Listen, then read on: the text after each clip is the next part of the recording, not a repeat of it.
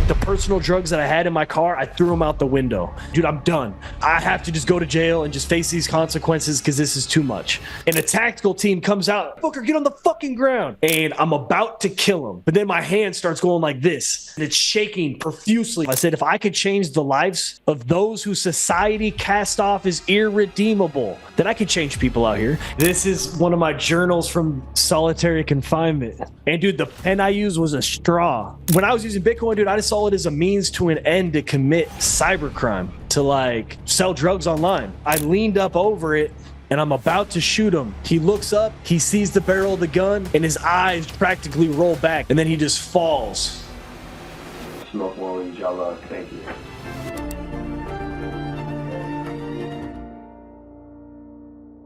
What's up, guys? My name is Brett Booker. I'm an author, a speaker, a coach, and a super felon. Tune in to learn how I turned 8.5 years of federal prison time into my purpose. All right, but yeah, so in short, man, my name's Brett Booker, and I'm just a testament that we are who we are becoming. You know, I grew up in a well-off family, man. I had a great childhood, but I slowly snowballed and became someone I no longer recognize because of, you know, like a lot of self-limiting beliefs, just adopting a lot of negative habits. And it started small, man. Like it started with just me smoking weed. Yeah. And then it was like, oh, I don't want to pay for the weed anymore. So now I got to sell the weed. And then it's like, well, I want to sell the most weed. And then it's like, oh, I can make money selling Xanax, but I don't want to get it from a pharmacy. So how do I get it from overseas and turn these into hand-pressed Xanax bars? And then it's like, I don't want to sell a little bit of Xanax bars. I want to sell thousands, tens of thousands of Xanax bars. Then it's like, oh, I can sell research chemicals. I can sell Molly. I can do this. And this is like around the time when the dark net came out. And it was like the original dark net, like Silk Road. Yeah. And at this time, Bitcoin was still relatively new. I remember when I first started buying Bitcoin, it was like 5 or 10 cents, you know, and I never looked at it as an investment. I mean, I have Bitcoin tattooed on me. And yeah, when I was using Bitcoin, dude, I just saw it as a means to an end to commit cybercrime, to like sell drugs online. Yeah. And over a period of time, I just slowly morphed into somebody I no longer recognize. And people like never realize this because so many people are on autopilot. Yeah. And it's not until they get smacked in the face with adversity that they're like, oh shit, how did I end up here? But the problem is that doesn't even happen for most people until they're in midlife. That's why they have that midlife crisis. And by the way, a quick question. Do you know who Sean... He was in prison for like he was big into selling a ton of illegal contraband, and he appeared. Hopwood? No, it's Sean. Doesn't matter. He was pushing a lot of dope in his life, and his story of redemption is really awesome too. So you should definitely take a look at his content because it's gonna you can learn a ton from his way of presenting his story and stuff like that. By the way, I want to stay on that subject for a little bit. Like, what did the life of somebody who is living that lifestyle, what does your day look like? That is what I'm interested in. Like, because, you know, what I believe in is that you are your day. You're not your past, you're not your future, you are what your daily habits are. And because your daily habits build you. So what did your day look like while you were doing all of that? Oh, dude, it was so destructive. When I look back at it, dude, it hurts so fucking bad. Because, like, I don't know if you know much about benzos or Xanax, but you just go into a lot of blackouts. So I would just stay up till 3, 4, 5, 6 a.m. And then I'd finally crash. I might wake up at 2 or 3 p.m. And by the time I wake up, like, this is me waking up, I'm like all dazed, fucked up, and I'm craving drugs right away. I'm not even worried about brushing my teeth. I'm not worried about nothing. Yeah, there's dishes all up in the kitchen. Like, I have all this money everywhere because when I would get high on Xanax, I would get paranoid and I might stuff like 50 grand in my hamper of just bills, just throwing them in there. So I'll wake up and I might even go into a panic attack when I wake up. I'm like, oh, fuck. Did someone rob me? What happened to my money? And I might find the money like a week or two later. And I'm like, oh, here's 50 grand. Like some people, when they were in the life, and they were selling drugs, many people, they were dialed in. Like they were doing it just to make money. Yeah. I was a drug user and a drug seller. Yeah. Yeah. Right. And my main drugs that I like to smoke, to use was I would like to smoke weed all day, every day. I like to pop Xanax and then sometimes drink lean with codeine syrup and shit like that. But yeah, just like you said, dude, the daily habits are everything, bro. That's why I was so scrawny, because I wasn't eating. As soon as I wake up at like 2, 3 p.m., I'm looking at my phone and I'm looking at all these messages and I'm like, okay, I got sales to go chase. Yeah. Right? Leads. Yeah, leads. I'm like, these guys they're on my ass. I got to go chase down these leads. Yeah. But so I'm responding to people. While I'm responding to them, I'm rolling up a blunt. I'm playing some music. And it's really sad. Like, you think you would be happy, like you got all this money, but you have so much like guilt from the night before because you know you just did all this fucked up shit. Like, you're insecure because you look at yourself in the mirror. You can hardly even look at yourself in the mirror. Like, for me, I was so scrawny and I was so sick of the decisions that I was making, but I just couldn't stop. I was addicted to making the money, to the chase. Yeah. And it would literally every day would just be a blur. Like, I'm waking up, getting high, I'm chasing down leads, and then I'm just driving all day around the city, dropping bags off here, dropping bags off there, you know. And one more, getting more drugs in. Yeah, well, because like this sounds like Eastern Europe, because like I grew up in Eastern Europe, so that is something that I actually saw a lot when I was young. Like, we used to hang out in parks. Like, it was so, like, imagine going out with $2 and you have so much fucking fun the whole night. It's insane. Like, Eastern Europe was really, really insane. And one of my friends mentioned something, because he used to like push dope a little bit, like weed and stuff. He wasn't going over that. And he told me that, like, and by the way, he did not use. It's a weird thing. Like, he's not responsible, but he did not smoke weed. He didn't do anything with it. And he told me something interesting. He told me that I fucking hear cops in my wall at night, because he was so under pressure because of all the bullshit that he was doing, that he was literally, like, he tells me, like, I wake up in the middle of the fucking night at 3 a.m. and I hear cops in the wall, and it takes me like 15-20 minutes until I like get like I wake up and I'm like, fuck. Whew. And it was those panic attacks. And one time, actually, a cop pulled him over on the street.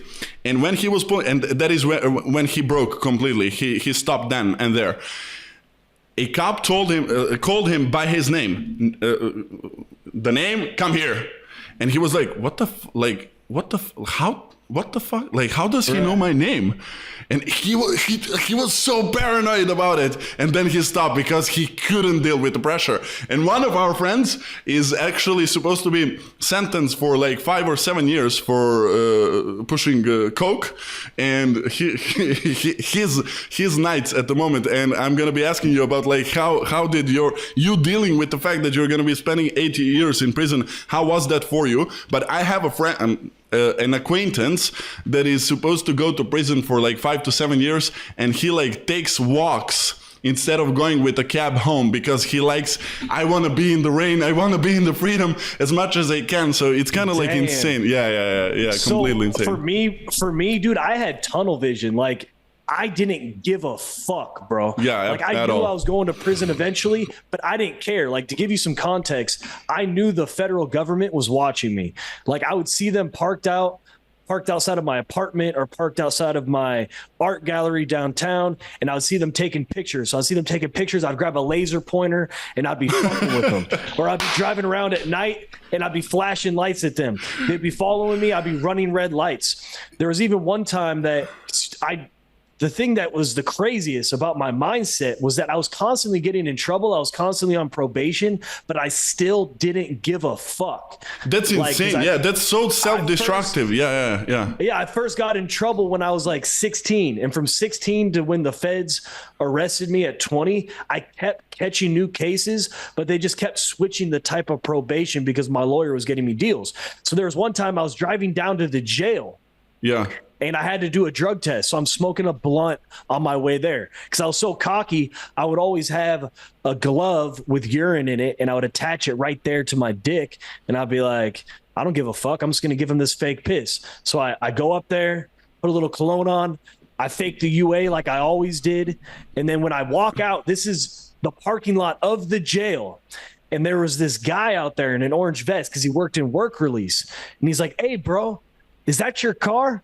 And I said, man, who's asking? Like, why do you want to know if that's my car? He's like, man, I'm trying to save you and your people. And I said, what? What are you talking about? I was like, dude, I just saw a van pull up and I saw like 4 or 5 guys jump out the van and put a tracker underneath your car. I said, no way. No way. He's like, dude, I'm telling you. So I went into my back pocket. I pulled off a few $100 bills. I gave it to him. I said, hey, man, good looking out. So at this time, the jail was a few blocks away from this space that I was leasing. It was on the bottom floor. It was like a really nice art gallery. On the top floor was where I was running like a fake business. It was where I was like, I had like t-shirt presses and I told people I did web design and like graphic design. But really it's just a chill spot that I just hung out at in the middle of downtown. So I go up there, I grab all my cell phones and I called one of my friends. I said, bro, meet me out on the outskirts of town in 20 minutes. He's like, what's wrong? What's wrong? I said, just go there. So I snap all my phones. I throw them in a Ziploc bag and I start driving out there. And I said, all right, bro, hop in the car. He parked on the street and we drove out to some random river. And I remember I get out the car, I get on the ground and I'm looking underneath the engine block and I'm like, okay, like I don't see any tracker. Did this guy like trick me? Like what the fuck is going on? And then I said, hey bro, check underneath the trunk. So he checks underneath the trunk and he's like, bro, this has to be it. This does not look right. So I'm like, get out the way. So he gets out the way. I get on the ground. I look up and I'm like, oh my God. The battery was like this big with 3 big magnets. Then there was a long cord, a giant radio with a huge antenna with 2 magnets right there. So there was like across the street, there was all these semi trucks. So I'm thinking, man, I should just take this tracker off, just put it on a semi truck just to fuck with them, you know? So we ended up. This is a movie, man. Lot. We go over there. I find a semi truck and I'm like, got him. And I put it on a semi truck and I'm like, all right.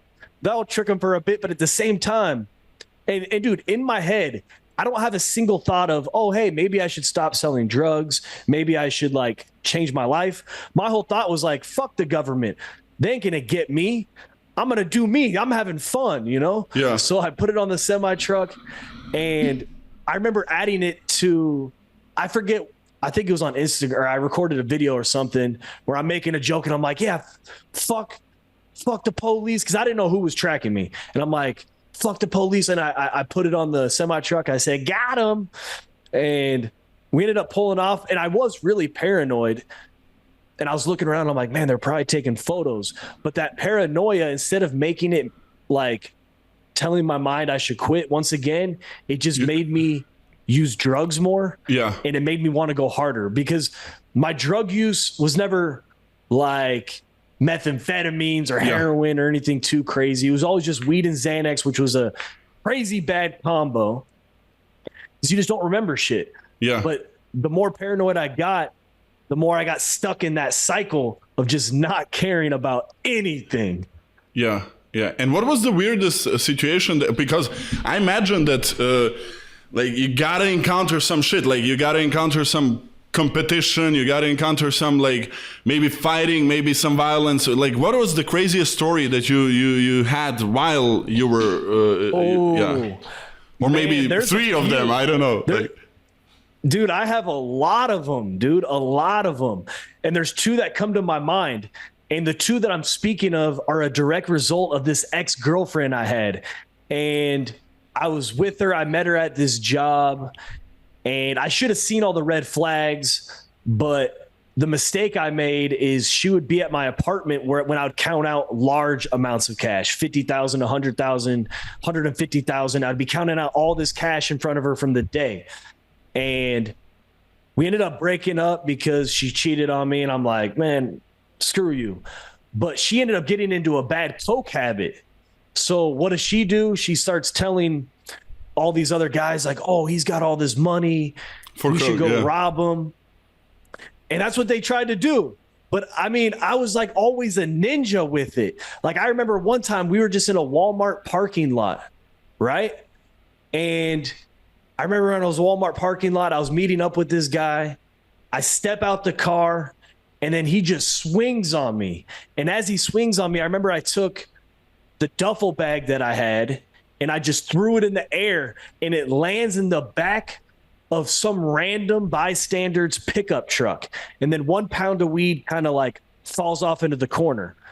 So we're fighting in the parking lot. And then out of nowhere, for some reason, this random truck like pulls up and almost smashes their car. And he jumps out and he's pushing them off of me. And these guys just jump in their car. They speed off with the 1 pound of weed. He's like, hey, are you all right? Are you all right? And I look at him. And I don't know for sure, but to this day, I think that dude that did that was a federal agent, because I remember seeing this same guy at my like sentencing like a year later. So like it was like the government was watching me and decided to help me. I mean, I don't know what the hell was going on, but I couldn't find my phones. They just flew everywhere. But I saw this truck with this old couple in it, and I'm thinking, they're driving off with my duffel bag full of weed. Yeah. So like, I need to get it. So I remember I jump in my car real quick and I'm following them. We're going down all these streets and I'm trying to keep my distance. And then they end up pulling into their driveway. Luckily, they didn't go into their garage. They pulled up into their driveway. And, you know, they're old people, so they kind of move slow. So as soon as they park, I just get out of my car. I run up to the back of the pickup truck. I grab the duffel bag. And then they're looking at me like all crazy, like I'm stealing something from them. I grab the weed. I get in my car and I speed off. But that's not the only situation this female put me in. Like there would be other times where I remember I was pulling up to my apartment and I was very high. And I see 3 guys in ski masks run up on me. And like, I thought I was up at that point for like 2 days. Yeah. Which is really hard to do on Xanax. And I thought I was just tripping. So I'm just like walking normal, even as they're running up on me. I get into my apartment, the door closes. Boom. So then they're yanking on the door. And I'm just looking back and I'm just so dazed. I'm like, whatever, you know? So I go upstairs. I get in my apartment and I'm like, man, I don't know what's going on, but I just need to smoke a blunt. That's all I want to do. I just want to smoke a blunt. So I go into my stash. I smoke a blunt. I go out onto my deck. Yeah. I light up the blunt and then all of a sudden I hear this, I feel like my deck's shaking and I hear this grunting. And I'm like, what the hell? And I'm on the 3rd floor. So I'm smoking. I look down, and they're climbing the beam to get up at me. So I'm like, what the fuck? What are they doing?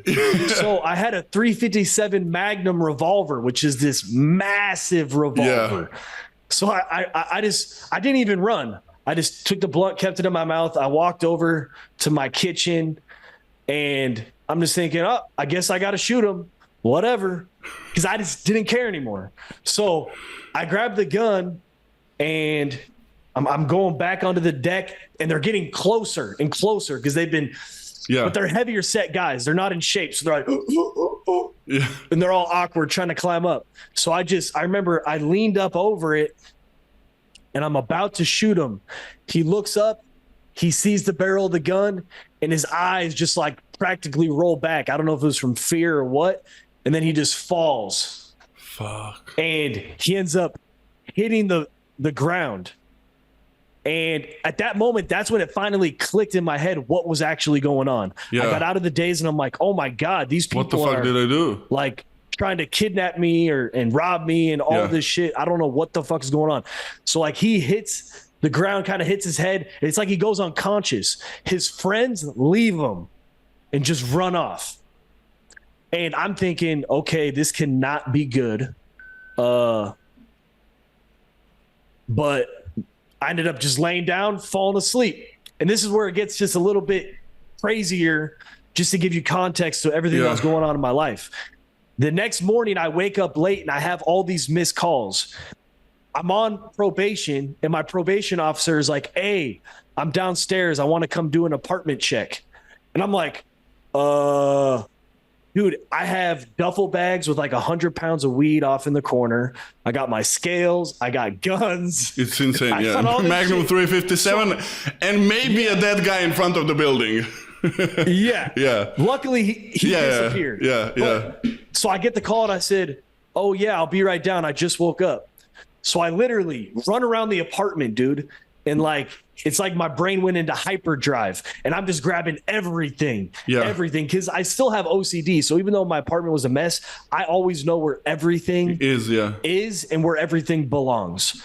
So I'm just grabbing everything. And luckily we had 2 staircases. So I go down the other staircase. I run into the like common laundry room and I just throw everything into the corner. And I'm like, fuck it. So then I run upstairs. He's calling me again. He's like, hey, why are you not down here? And I just doubled down. I said, bro, you're not going to let me brush my teeth? You want me to come down there with like halitosis, my breath smelling all bad? Like, come on, dude, you could wait 10 more minutes. And then I just hung up on him, you know? Yeah. So I was just trying to buy myself some more time. So then I grabbed all this cleaning stuff and I just started disinfecting everything. Grabbed my vacuum. Dude, in 10 minutes, you can get so much done. Yeah.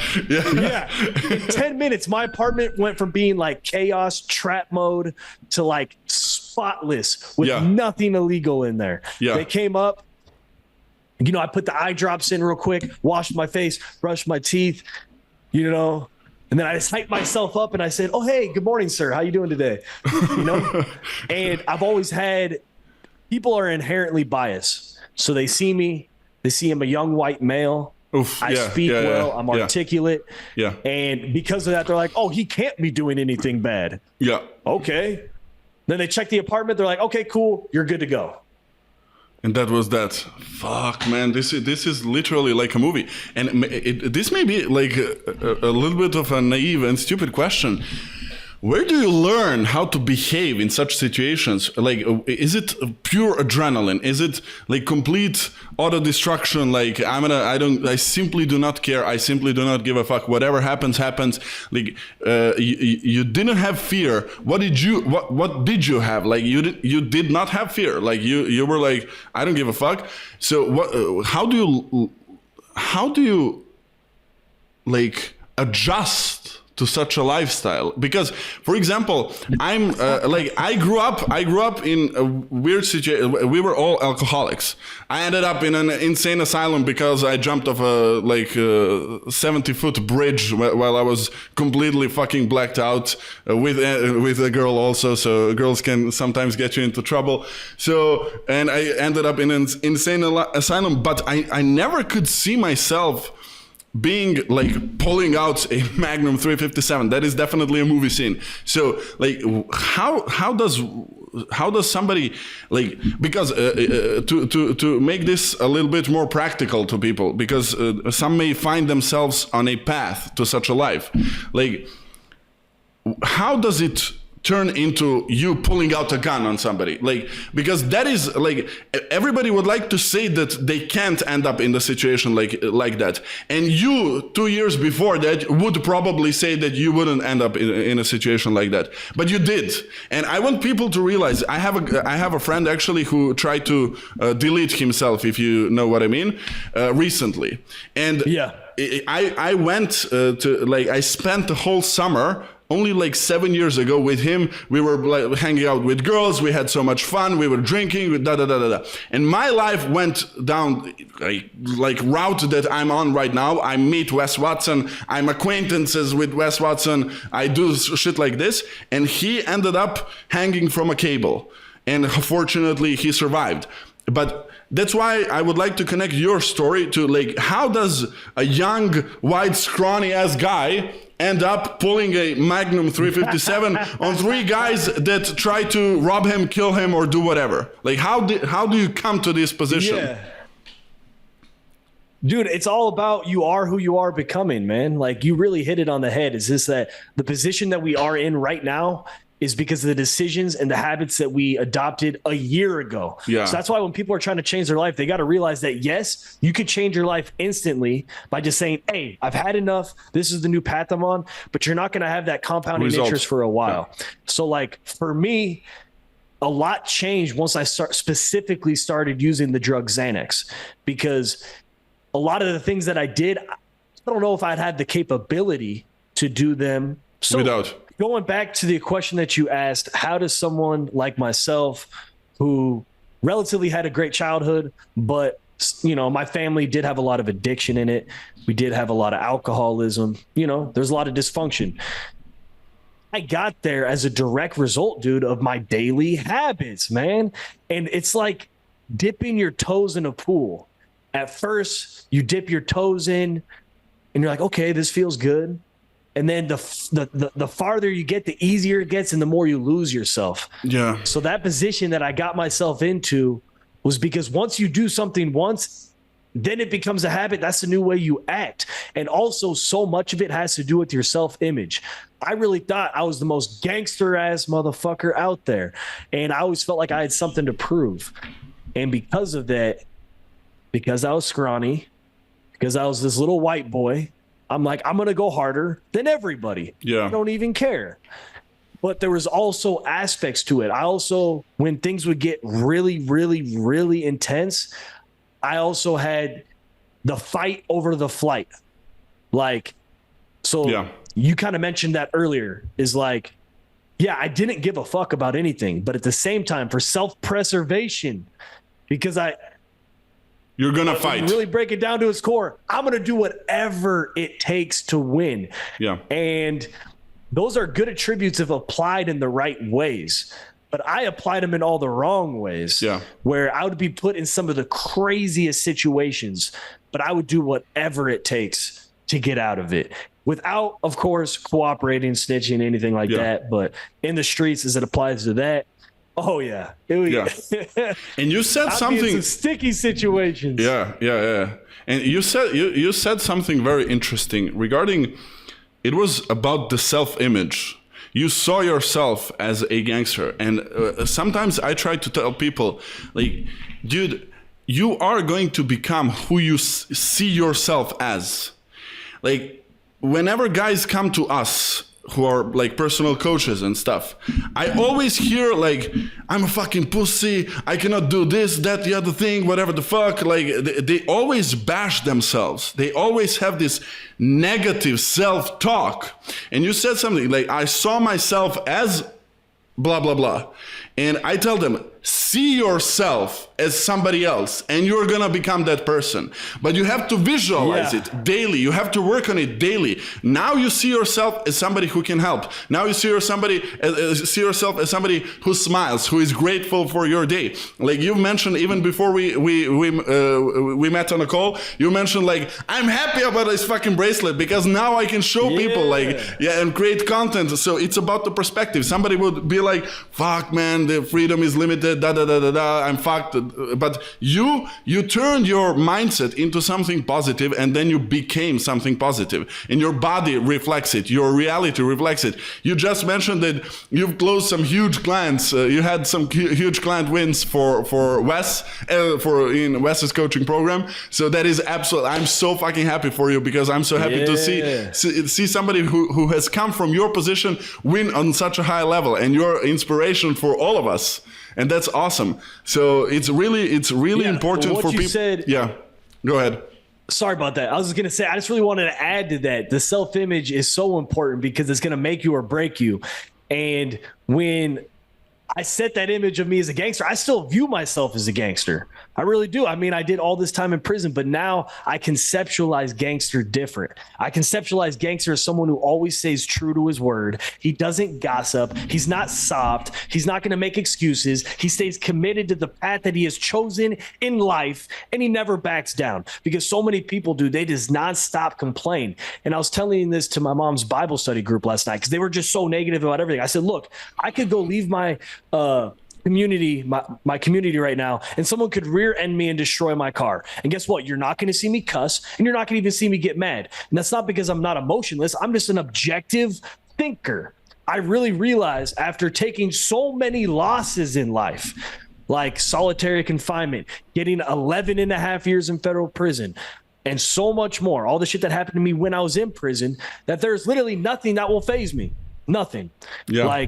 So that's the true definition of a gangster, man. Yeah. And on that note, it's like people sometimes when they look at their adversity in life, they define themselves as that adversity, and they think that they are done. But what you've realized and what I've realized, I saw my mom die. I buried my mom. I buried my dad. I buried like half of my family, unfortunately, and it was really tough going through that. But now it's like, if my car just blew up in the middle of the street, I would fucking laugh. I would pull out my phone and say, you see, this is the fucking mindset. This is what you need to understand. Like, I don't give a fuck. Content. Yeah, it's content. It's fun. The only thing that does fuck me up still is relationships. Whenever somebody leaves me, whenever I feel betrayed, it fucking triggers like the most deepest depths of my soul. So that is something that I still struggle with, but I feel like that's the most important thing, actually. Relationships in life, people are everything. Relationships are everything to me. Everything else is completely secondary. So with going through adversity, you come to a realization like, I don't give a fuck about my car. It's a car. I'm free. You're not in the fucking prison. And this is a perfect way to transition into the subject of prison, I think, because I would like to, I don't know, like you opened the story, because I would like to know a lot of things, but I would like to hear you. I don't want to like put you in a box in regards to talking about prison. So what would you, like, what is... No, I know. Hey, look. Prison's always going to be an important part of my story because, look, I don't even care where I get to, like with material success and with my business and changing lives. Like, all that means a lot to me, especially the changing lives. That's really the whole entire reason I got into this space, because I wanted to help others change the way that I did, because I know how much it fucking sucks to have no self-worth, no confidence, feeling like shit, being a prisoner of your vices. But at the same time, I am always going to be the most proud of how I responded to 8+ years in prison, man. Because so many people, especially when I was in, man, they had so many excuses. First, they were victims. Oh, so-and-so told on me. Oh, the feds gave me too much time. And I would be like, shut up, bitch. We all got a lot of time, especially guys that would come in, people that would get like 5 years. Oh my God, 2 to 5 years, they complain the most. And I'm like, dude, shut up, shut up. I'll do your entire time in the toilet or on the shower, or on the toilet or in the shower. But were you like that from the beginning?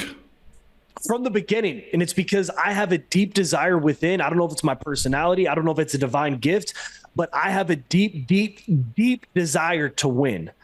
And my whole thing was that when I was in county jail fighting this case, and I knew they were going to give me a lot of time, that's when I first started writing books. Literally within my first 30 days there, I started a blog with my brother, and I would handwrite all the blog articles, and he would type them out and post them. I was always working on something, because I told myself that the only way to beat the government in this case, for me to feel like I won, was to literally spend every single day strategizing for the future, investing in myself, creating the best version of myself. And it's just something that's deep, deep within me. I can't even help it. That's why people would always be like, bro, why don't you just come kick it with us, eat with us, watch TV? I said, nah. I get more fulfillment from the personal growth process, from stacking wins, from working on something like greater than myself. And That's just a gift I've always been blessed with. And how did your family react? And there are two questions. One is, how did your family react to the whole situation? Like, did they find out randomly, or what happened there? Oh, so and just for me to not to forget what I wanted to ask. Sorry, family, and it slipped out, but I'm gonna remember. Go ahead. Yeah. So I need to give you some background. So in 2014, I was returning from California. I was going to Nebraska. I had my 20th birthday on Catalina Island. I had no idea. I mean, I went through all that shit I told you about, but I had no idea they were getting ready to arrest me. I get back, they arrest me. They raided my apartment. They said, hey, can we search your art gallery? You know, my business. I said, go ahead, search it. There's nothing there. And the person that cooperated, that got me a lot of this time, he planted drugs there. Oh shit. But here's the thing. At that point in time, I've never really been to prison. I've never had a conviction at that point because everything kept getting put on a different form of probation. So what happened was, when I first got arrested by the feds, I did like 2 months in jail. Then they said, look, we're going to put you on pretrial release. So I went on pretrial release, and I couldn't go home first. My family was kind of embarrassed because I was on the news. So check it out, dude. I'm 20 years old, right? Men, their brains do not mature until they're 25. Yeah. So imagine this, man. I'm all over the news, and the feds say you have to go to the federal halfway house, and if you're good there for a little bit, then we'll let you transition to live out on your own. So my very first day at the federal halfway house, I'm 20 years old. I still haven't gotten out of the mindset that I'm gangster. I run this city. I'm the plug for Xanax and weed. Nobody's fucking with me. And they send me to the federal halfway house, and all these guys are like, oh, hey, you're Brett Booker. I just saw you on the news, man. And they're like, hey, hook me up. All these guys have just gotten finished with 15, 20, 25-year sentences, and they're asking me to be their plug. And I'm like, nah, bro, no. Yeah. So they kept pressuring me. And eventually I said, I'm thinking like, man, I guess I could use some money. So I sold weed to some guy, a few pounds of weed. And then, dude, over like a 9-month period, I just slowly started going even harder. This time I told myself, you know, I'm not going to get high. I'm not going to do anything. I'm just going to sell drugs, stack up money, and wait to go to prison. You know, because I was going to prison regardless this time. Yeah. I knew I had this federal indictment. I was going to be fucked. So I get out of the federal halfway house. They send me to an Oxford house, a 3-quarter-way house. All the guys there were much older than me. I'm 20 years old. All the guys there were in their 30s, 40s, and 50s. An Oxford house is like a sober living house where guys hold each other accountable. I've always been a leader. When I enter the room, I like to take authority and run shit. So I stirred up drama on purpose. I got the president of the sober living house kicked out, and I convinced all the guys to make me president. So when I made myself president, I knew that, okay, the feds make me live here, but guess what? Now I run this house. I get the biggest room. I set the rules, and they can't tell me what I do or when I do it or anything. So I had a secret safe installed at the sober living house. I got back on the dark net, and I started running it up. Dude, I'm doing this all from a sober living house. It was crazy. So things were going well, but I remember there was one night I was hanging out with a friend of mine, and before I dropped him off, he's like, Brett, I'm going to kill myself tonight. And I said, bro, don't you ever say that to me again. And it really, really hurt, because this was like one of my best friends. So, dude, we drove around town for hours and hours and hours. And I just kept trying to pour into him like, bro, I know you're going through a hard time, but this is not to end it. And he's like, but when you go to prison, I'm going to have, because my other friend was getting ready to go to prison too. We both caught federal indictments. He was on something different. I was on something different, but we are friends. And he's like, well, when you guys go to prison, there's going to be no one, you know, for me to hang out with. I said, bro, like, you got your family. He's like, and he was having issues with his family, but we ended up talking it out. And he promised me. I said, bro, you're not going to do it, right? And he said, no. So what happened was the next day I just drove to his house. I picked him up. I took him to the sober living house. And the reason I did that was there was some of my roommates at the sober living house have struggled with suicide, are older. They've had addiction. So I said, hey, I'm bringing my friend over. I want you to talk to him. So I put them in the room together. I let them talk. He came out and he said, hey, I really needed that. I said, bet.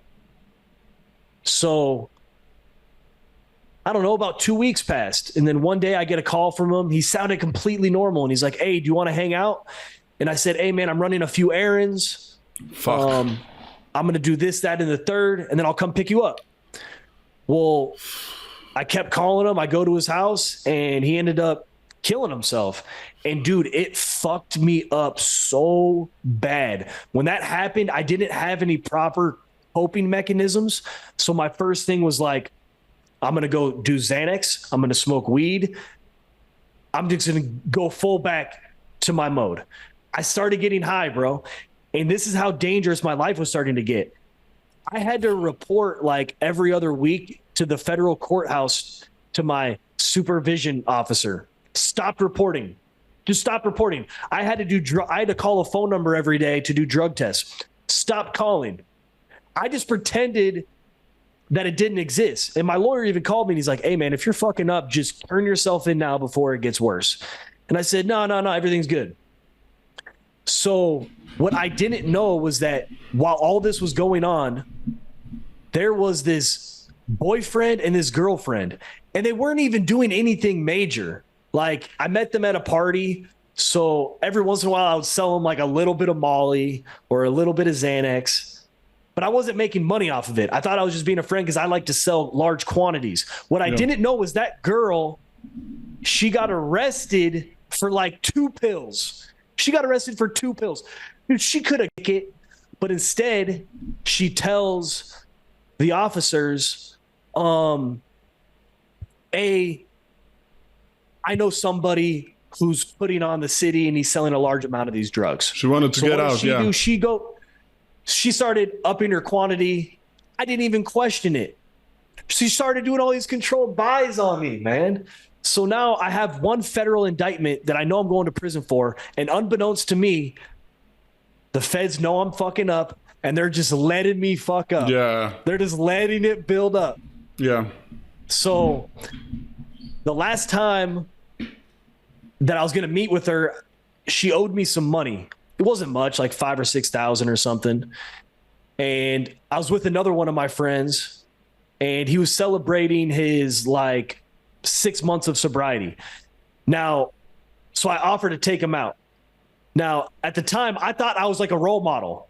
Like, who am I? I'm all fucked up. I'm getting all high, but I was so self-conceited. I'm like, I'm going to go take you to celebrate your sobriety. Me. You know what I mean? Yeah.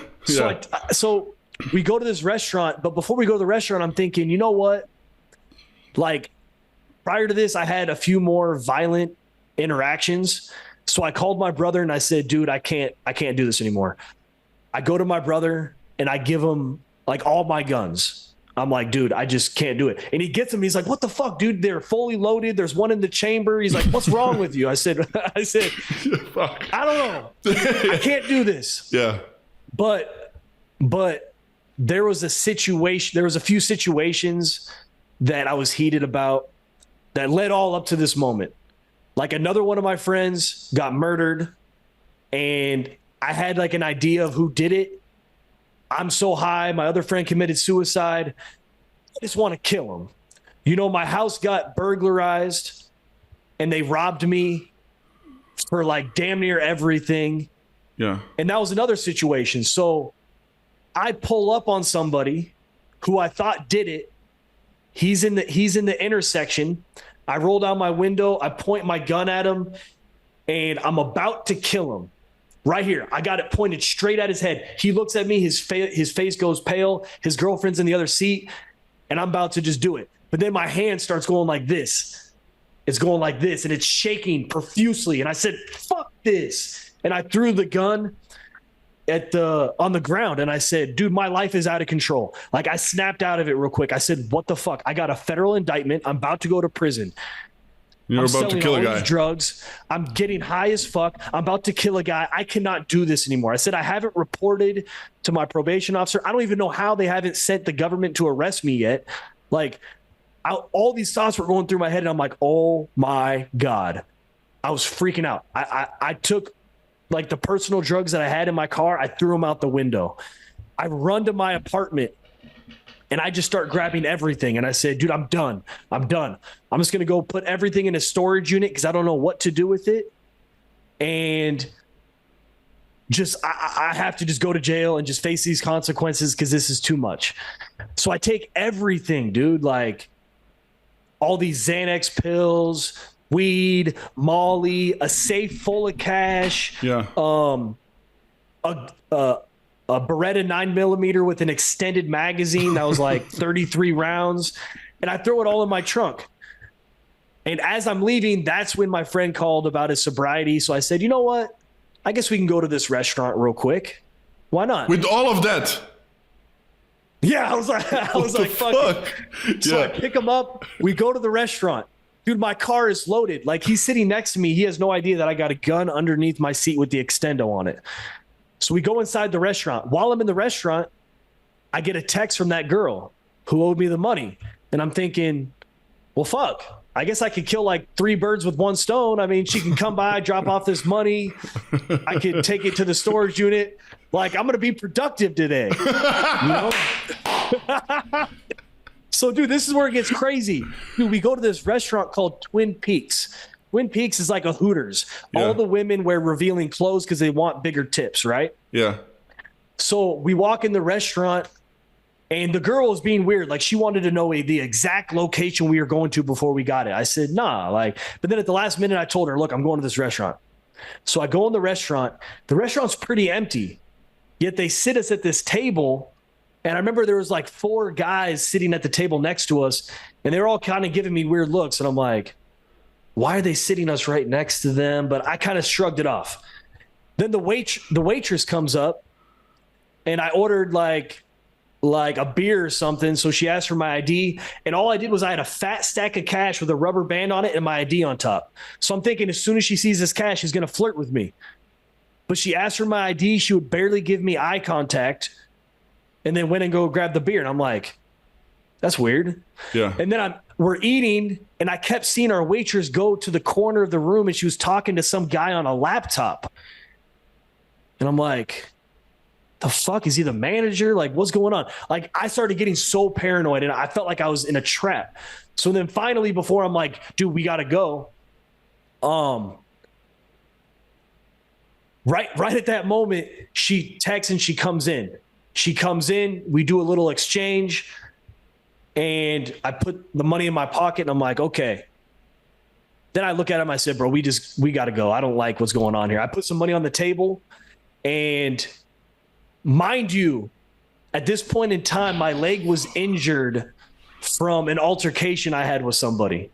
So like, I got a crutch, and as soon as I walk out the door, I see a police SUV way off in the distance. Its lights turn on, like it's blocking off the entrance to the parking lot. I look to the right, another SUV pops up.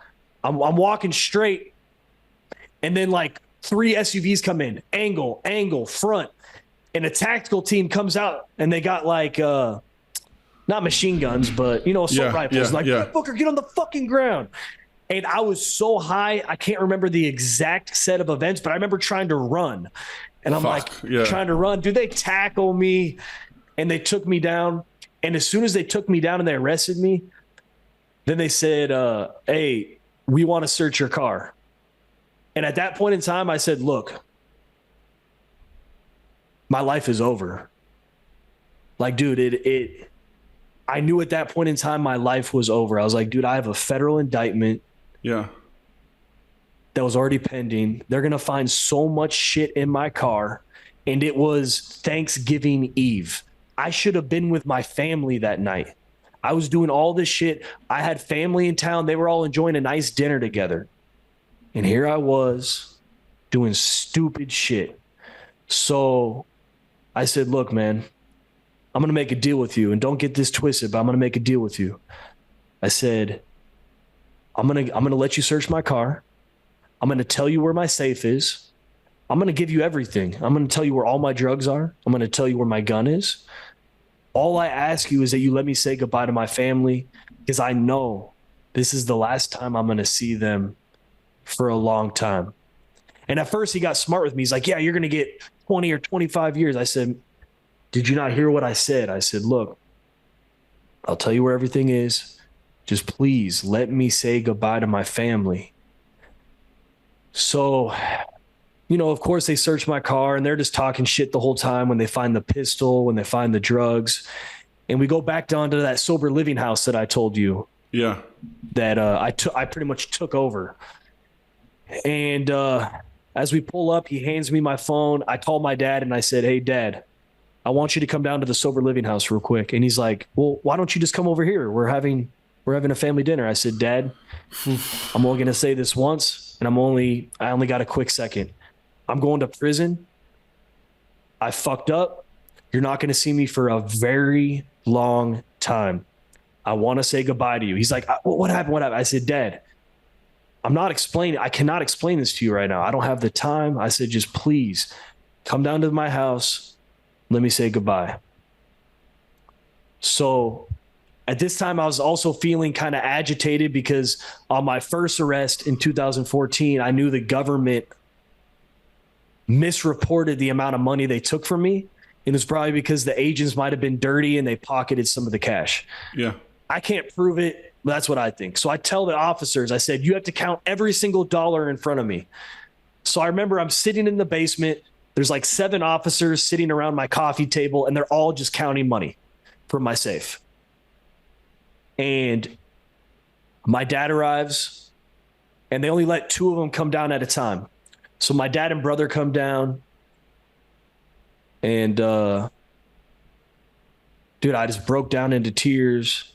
And it's almost like I feel distant from it now. Like it used to make me really sad, but it's been a while. So they're counting the cash. My dad's there, and dude, he's just ghost white. Because imagine that. He comes downstairs, I give him this call, and he just sees all these officers counting cash. There's drugs everywhere in these bags. And I hug him. 2 other family members come down.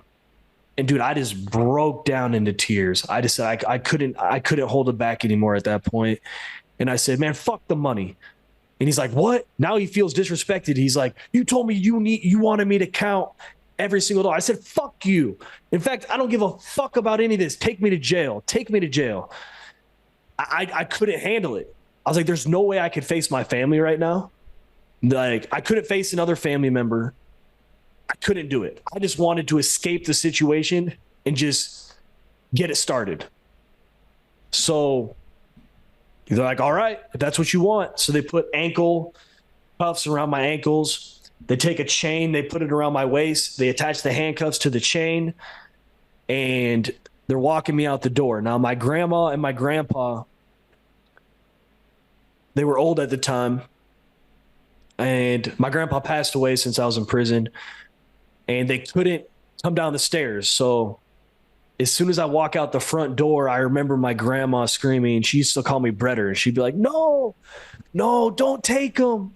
Don't take him, no.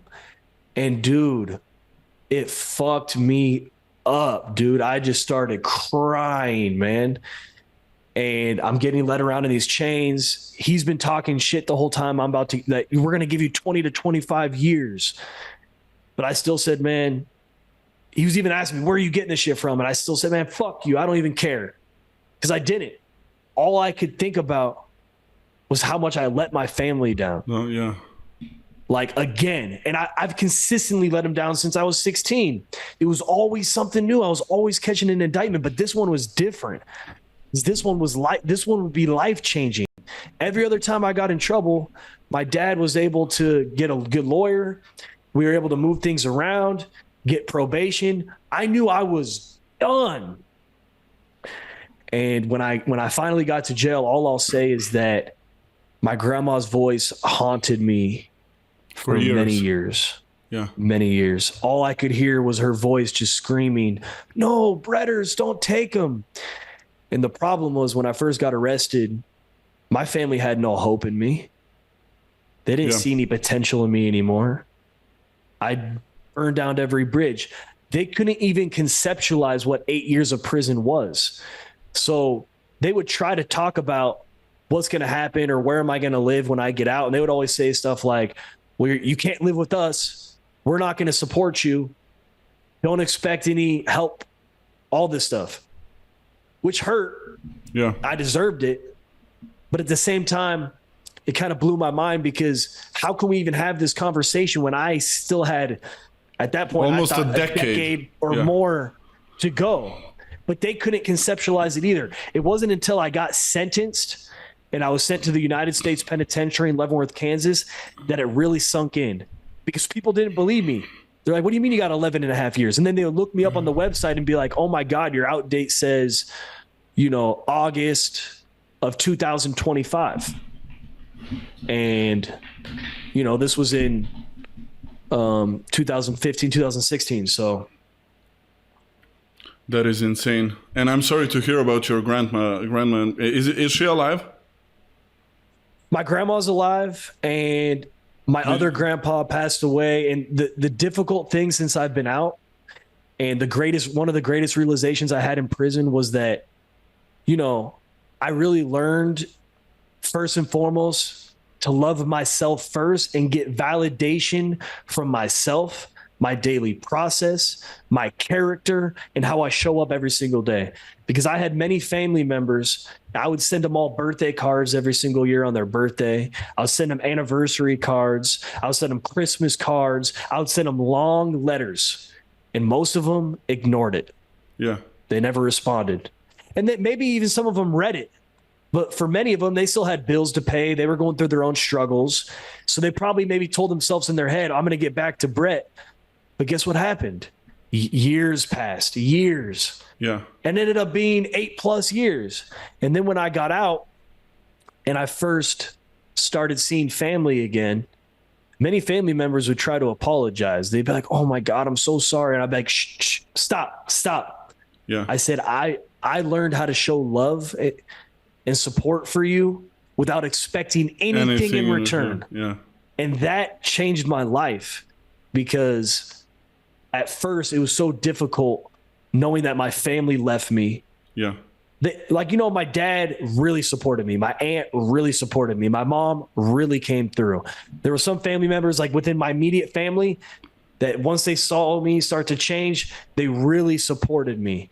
But other family members, friends, a lot of them, they just forget about you. They try to tell you, I want to come visit, I want to do this, and they don't. Then 8 years passes. And then when you get out, they try to hit you up like, oh, it's so great that you're out. I thought about you for all these years. We really need to find a time to hang out. Yeah. Well, I forgive, but I don't forget. Yep. I'm not saying I expected you to support me or expect you to show me love because I didn't. In fact, I take full accountability. I put myself in that situation. But at the same time, we have nothing to offer each other anymore. Our connection is dead. Yeah. And how this is, dude, fuck, man. I mean, I love this. I mean, this is really impactful, and I'm happy that you're sharing this because this is exactly what I said in the beginning. I think stories like fuck, man, fuck. I feel the hurt. But it really, I cannot imagine being in that sort of situation. It's really fucked up. I mean, what the fuck is like? What does it look like when you're sitting alone in prison? What does the night look like? What does the day look like? Like, what do your thoughts look like? So, how the fuck? And by the way, I just like for anybody, just to connect it to something real quick. For anybody thinking that, like, when you see Brett post on his stories, like, daily habits are important, whatever the fuck, you might see that and say, yeah, whatever. Yeah, my mom died and I'm going to look at daily habits and that's going to change my life. But after hearing this story, do you understand? Do you get it, how important this is? Do you understand that it is your daily habits and your daily process that is going to give you the validation that you are seeking from yourself And then you can come to a position of you loving yourself enough so you can give love to others. This is like, I think that your story, what you just explained, highlights, you said it quickly about your daily habits and stuff, but I want people to understand that if you're destroying yourself to the brink of suicide, and I know I'm gonna blip the word out, but yeah, if you want to basically kill yourself, and I have one of my, unfortunately, one of my friends hung himself and his brother found him. It's fucked up. And your friend, like, fuck.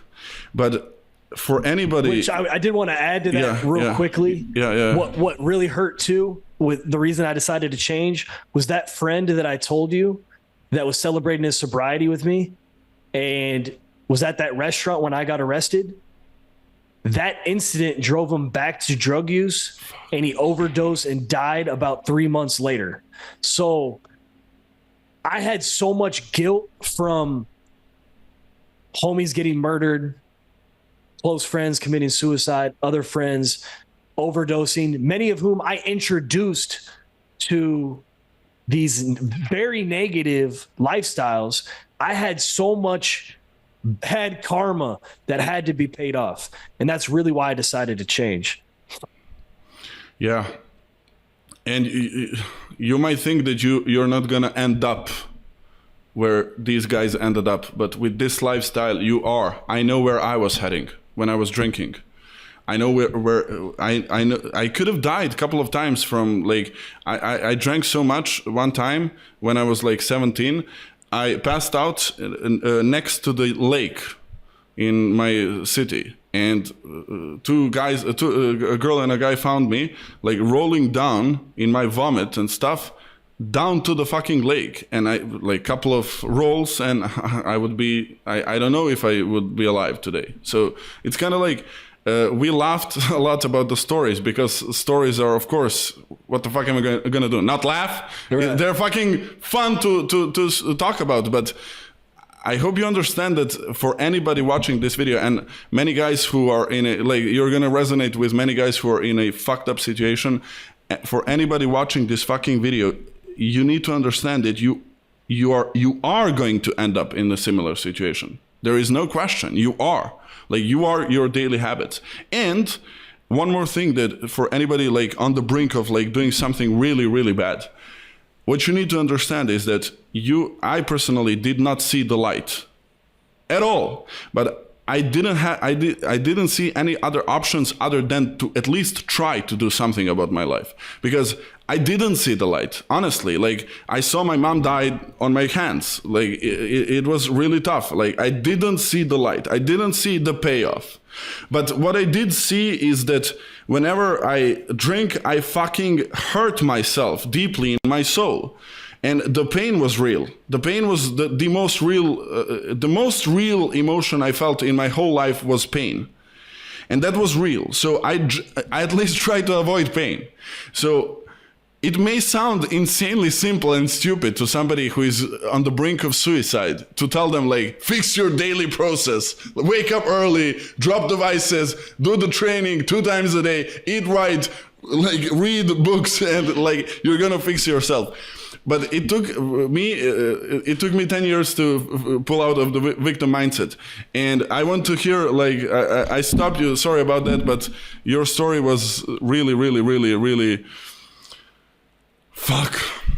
Like, imagining, like, I saw it, and the way you described it is, I think, very, very appropriate and beautiful for people to understand, like, the depth of the pain that you can go through, and the depth of pain that you can put someone through.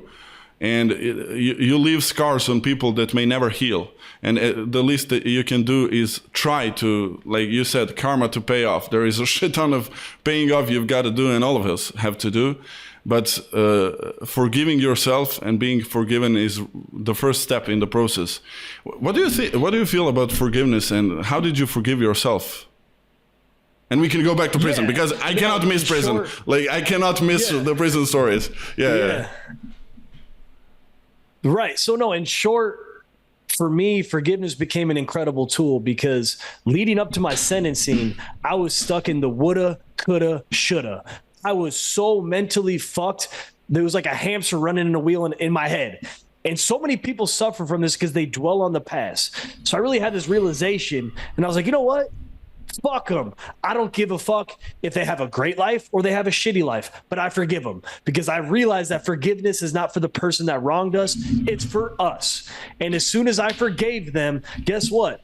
A huge weight was lifted off my shoulders. I was able to walk into court like a man, take 11 and a half years and be like, okay, now I'm going to focus on crafting the best version of myself. Because when I get out, sometimes people from my old life will even try to message me and be like, oh, I can't believe so-and-so did that to you. Or, man, are you going to get back at them or this? I said, I don't care. Dude, I forgave them years ago.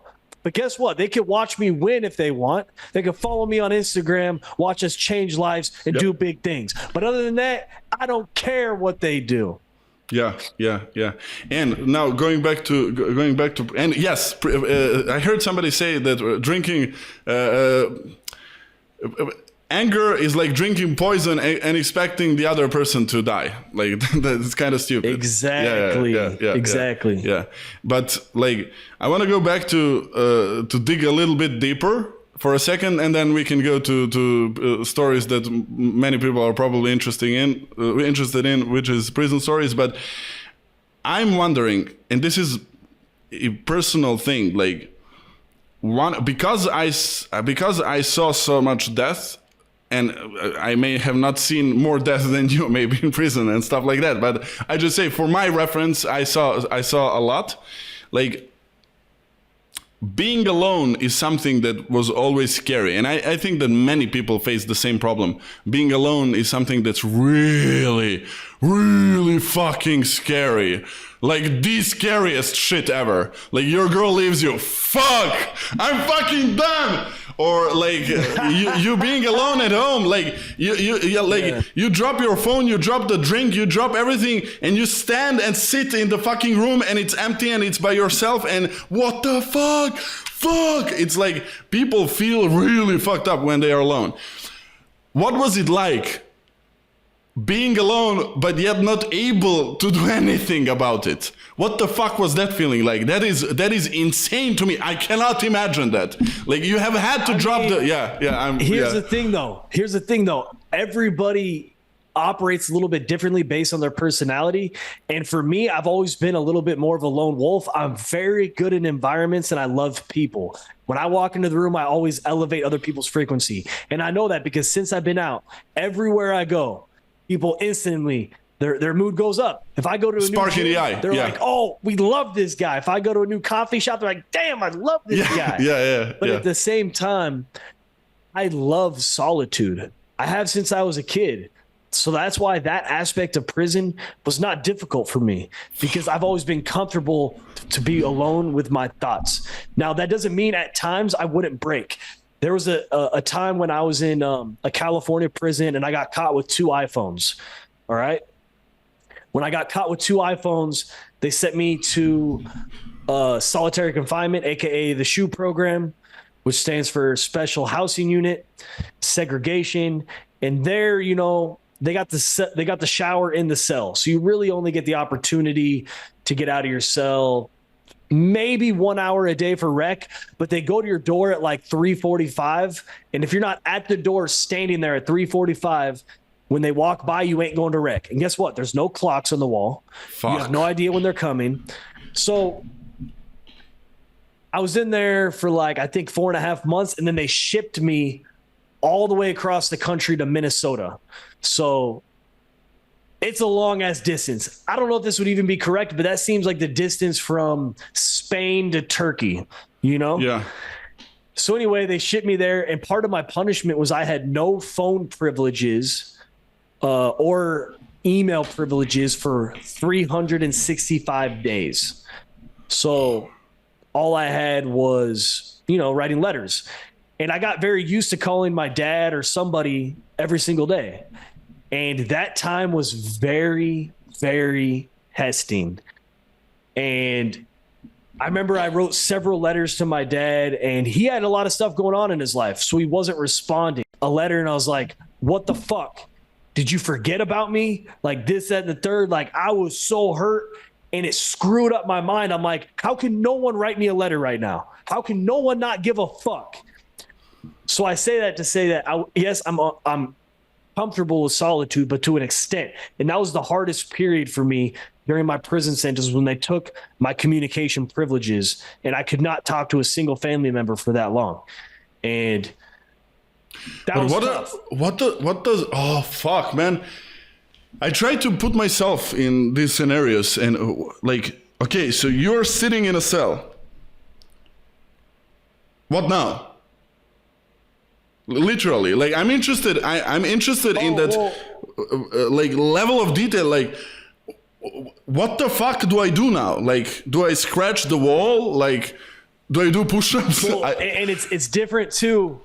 It's different too because federal prison is not like state prison. So, like in the prison that I was at, in federal prison, you're not allowed to get books sent in because books have been used to make knives. You can't get newspapers because newspapers have been used to make knives. You don't have a radio. They got rid of radios because people were using the batteries to smoke K2 or other drugs. You have nothing. You don't have a pen. You don't have a pencil. Dude, you are locked in a room with just a metal bunk, a tiny ass little mattress, and some sheets. That's it. Sometimes you can get a book, maybe, because they have a book cart, but the book cart only comes around once every 2 weeks. Most of the time, by the time it gets to you, if you're not willing to pay off an inmate, you're not going to get a book. Dude, it becomes a whole entire thing. So yeah, bro, you have to develop a routine that is very disciplined and very focused on creating that mindset because you can't live outside the walls. You have to look internally. So when I was in there, I focused on my internal world and I really spent all that time just thinking about my past. How did I get there? What beliefs got me there? What beliefs do I need to change? What type of self-talk do I want? And that's all I thought about all day long. I would work out 3 times a day. You know, like in the morning, I'll hit a few hundred burpees. In the afternoon, I'll hit a few hundred burpees. At night, I'll hit a few hundred burpees. The only way that I knew what time it was because I had a rough idea of when they brought the food trays. I know when they brought the first food tray in the morning, it was about 6 a.m. I knew when they brought the lunch tray, it would be around 11 a.m. to noon. I knew when they brought dinner, it was 4 p.m. You have no window to look out to the outside world. They have a window, but they keep it blacked out, so you can't see anything. All you can see is the 4 cement walls, your little shower in the fucking corner, and oftentimes you have no book to distract you. You are just you and your thoughts. And I'm telling you, if someone does not have the right mindset, they're going to kill themselves. And sometimes people do kill themselves in there because they can't handle the insane torture of, for example, you don't have a light switch, bro. Like unless you ask for it, which you can't turn the light off during the day. They usually turn the light on at 4 a.m. and they keep the light on until maybe 10 p.m. or 11 p.m. And you have to ask them to turn off the light. So my first few weeks, I didn't know that you could ask them to turn off the light at nighttime. So I just had light in my room, nothing but 4 cement fucking walls, whatever, for weeks, bro. Fuck, dude. Man. And looking back, I'm going to keep it real. And this is because how I reframe things. Like, dude, it was painful. It was painful, but here's the thing. You adapt. And you start to even feel like an animal, bro.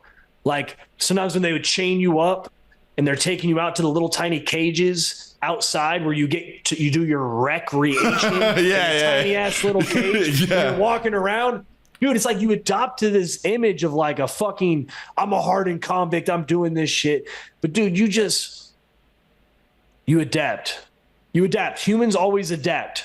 If you have a strong enough mindset, you have a will, and you just focus on gratitude, you end up being better. And like for me, I would journal every day, my thoughts, my experiences. I would write, I would work on a novel. I would work on, because I had some pens that I had smuggled in. So I was able to pay off some people to get some pens smuggled in. And I would just work on book ideas and journal and just. How do you get out of to this? Yeah. Go ahead. No, I was saying to this day, I still have a callous on my pinky from writing so much in prison. Yeah. And what I imagine and what I see people get stuck in real life, in civilians, like where they are, it's these negative loops. It's the same thoughts. It's never like, whenever you see a depressed person, it's never like every day it's a little bit different. It's the new thing. No, it's always the same shit. It's always the same shit. Like I said, I see people get into, and I saw myself get into a negative loop, and like that is probably like from what you just described, like you being stuck in four walls. That is probably what happens the most there. You're going in a loop, and then with your daily process habits and stuff like that, you pull yourself out of it. So I'm interested in, like, what did you see puts you in the darkest depths, and what did you see puts you in the highest of highs in those environments? So not in real life, but in that extreme environment, your mindset has to be probably very extreme. So is it the animal, like, fuck you, I'm gonna do this? Is it like, sometimes it's probably that. Sometimes it's gratitude. Sometimes it's so what were those fluctuations in emotions and stuff like that? Yeah. For me, it was really three things: a deep understanding and vision of the future that I wanted to create, hope that I was going to build a better life, and 3, gratitude. So ultimately, there was 2 types of people that enter prison. You had, and these are the terms I use. You would either be the intentionalist, like I was, where you're intentional with every thought, word, and action. You begin challenging all your self-limiting beliefs. You figure out your purpose, and you live that shit every single day. The other people are the insties. That's a short word I created that means instant gratification. That means they lean into the pleasure at all costs because they cannot handle their reality, so they need to escape it. And because they blame every single person except for themselves, like the intentionalists, we take accountability for everything. The instie, all he's doing is just blaming everybody else. So what does he do when he goes to prison?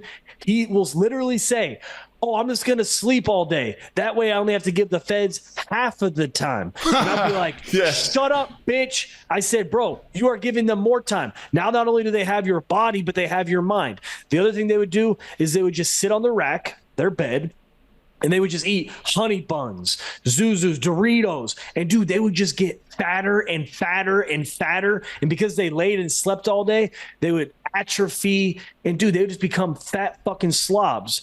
Like, dude, most people in prison are not in shape, dude. Like a lot of them are just fat fucking slobs. Yeah. And then the other thing they do is the drug use was insane. At Leavenworth, people were smoking crack out of pop cans. People were shooting up heroin out of homemade fucking syringes. People were smoking, the worst was the K2, which is a synthetic marijuana. And people were having such bad episodes. They would think that they would be swimming and they would do the backstroke off the top tier, which is like on the second floor, and fall down to the first floor and smack their face. Others would go into extreme rage and start fighting guards. And because of their drug use and they fought a guard, they would literally get 5 to 10 extra years added to their sentence because of this episode. Other people would just start barfing all over themselves and screaming. And every time this happened, these insty motherfuckers would say, oh, man, that dude's a pussy. That wouldn't do that to me. That's some good ass shit. I need to go find that. And the guards loved it. They loved every second of it because of the power dynamics there. When they would see people get all fucked up like this, they would just laugh. They'd think it'd be funny. They would get on the microphone and be like, attention A2, do not smoke the blue stuff. The red stuff is all right, but don't smoke the blue stuff. You know? That's the kind of shit they would be on because they knew the blue stuff was making people get stuck. Like the other thing that the K2 would do is people would smoke it and they'd be like this. And dude, it drove me crazy. I'm thinking, bro, what the fuck is wrong with you? Look what you're doing to yourself, bro. But they couldn't handle the pain of being away from their family, of being locked in a cell all day, of not being able to eat what they wanted to eat. But what they didn't realize is that there's more power and freedom from taking control of your future, taking control of your routine. So that's why I got ultimate freedom, fulfillment, internally. I knew that every single day, if I woke up early, I got in 2 or 3 workouts. I worked on writing new books. I would devour and read hundreds and hundreds, even thousands of books, dude, when I was in prison. I was constantly reading, taking notes. What did you read? What was your favorite literature? I'll just say this. In one of your previous interviews that you've been sharing on Instagram, Viktor Frankl, talked about Viktor Frankl's Man's Search for Meaning. When early on in my prison bid, when I first got to Leavenworth, my dentist, who is Jewish, he's a family dentist, loved the guy. He sent my dad a copy of Man's Search for Meaning by Viktor Frankl. And then my dad sent this book to me when I first got to the penitentiary. And on the front page, so I've had this book now for like 10 years, and I always kept it because it was special to me at the beginning. He said, you know, Brett, know I think about you every day. Hope you enjoy reading this book. Love, Dad, which meant the world to me. And then he highlighted all the key points for me at the beginning of the book. Like, this very first quote right here that he highlighted was, he who has a why to live for can bear almost any how. Then he highlighted, the greatest task for any person is to find meaning in his or her life. And then lastly, you cannot control what happens to you in life, but you can always control what you will feel and do about what happens to you. I took those quotes and I ran with it. The first thing I did was I gave myself a mission statement, and I told myself this in the mirror every single day. I would look myself in the mirror and I say, Brett, without assimilating to your environment, I strive to learn daily and make this the defining moment of my life. Because I'm not going to be defined by going to prison. Ultimately, I'm going to be defined by how I responded to prison. So what I ended up doing, dude, is I created a reentry committee. I started getting on a typewriter, and I've created dozens of courses. And dude, many of my courses would have 100+ men in them as I'm on a stage with the microphone, breaking down everything that I learned in my personal growth journey. That is where this all began. Like, so when I came out of prison, it wasn't like, I want to be a coach. It's like, dude, I was coaching people in prison for years, because even though I was always one of the youngest people in my housing unit, people would always ask me for mentorship because they saw that I never missed. Yeah. They saw that I was always on a mission, that I was always vibrating high, that I was always positive, that I was so articulate, that I was always able to uplift people. And more than that, I was always willing to call people out on their bullshit, and they respected that. So because of that, I became a leader at every prison I was at. Instantly, I always became a leader. People would always seek wisdom, guidance, and feedback from me because they saw that I was genuine. They saw that I really cared. They saw that I wanted to change their life. So I did this for years and years and years, teaching these courses, mentoring guys, writing books, just sharing everything that I had. So when I walked out of that gate, I already knew my calling. Yeah. I've been doing it for years. So now it's just so incredible that I get to actually do that for people out here. Yeah. Same stuff. And I always told myself, I said, if I could change the lives of those who society cast off as irredeemable, they said, you're irredeemed, we got to give you decades in prison, then I could change people out here. And the difference is, a lot of those guys that I changed their life, they still had, when we would work together, they still had 15 or 20 years to do. Yeah. They still had 15 or 20 years to do, but I got them off the drugs. I got them working out every single day. I got them working on personal growth and self-development. And once they started focusing on all that shit, dude, amazing things would happen. They would literally go on this path, and all of a sudden the universe would provide, and out of nowhere, they would get a presidential pardon. Yeah. A new law would come out, and they would get out 20 years early. Yeah. Crazy shit would happen. While all the other people would be like, I got 20 years to do. Fuck it. I'm just going to get high every day. I'm just going to eat the food that I want to eat. I'm going to sleep whenever I want. I'm just going to go outside and hang out with the homies, with my boys. And guess what? They never got love. They never got a blessing from the universe because they were focusing on the wrong thing.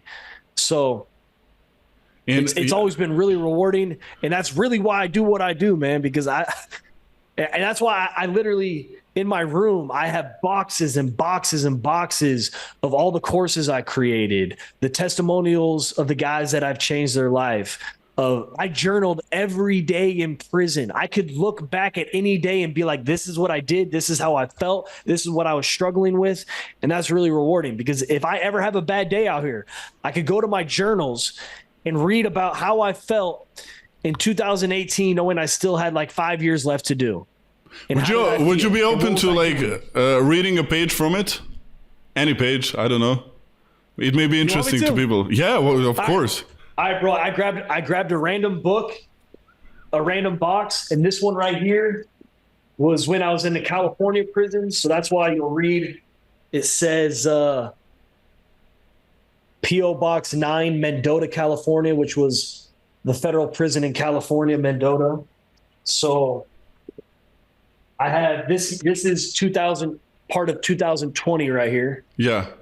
So maybe I'll go a little bit farther back. Actually, you know what? 2020 was good because we had a lot of lockdowns there. So I think people are gonna love this, because this is how I felt. Yeah. So you literally get a ton of paper and just fucking write. Oh, dude, nonstop. Yeah. Because I'm reading about COVID-19. Like what I'm reading right now is COVID-19, and we had a crazy COVID-19 experience. I mean, dude, there was one time where they shut down the camp I was at. They sent us over to an empty unit that had no air conditioning on a 110-degree day and no running water. And they barely fed us, and people were dying.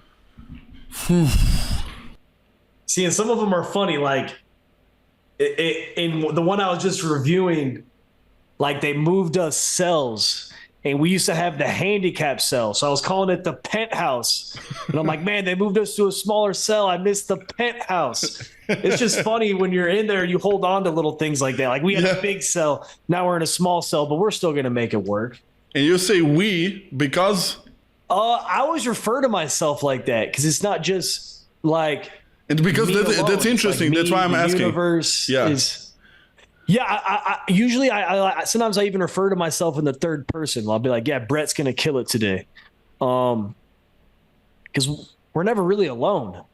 You know, we're with God. Do you believe in God? Our intuition. We're with the human body. I do. I believe we're all vessels, you know?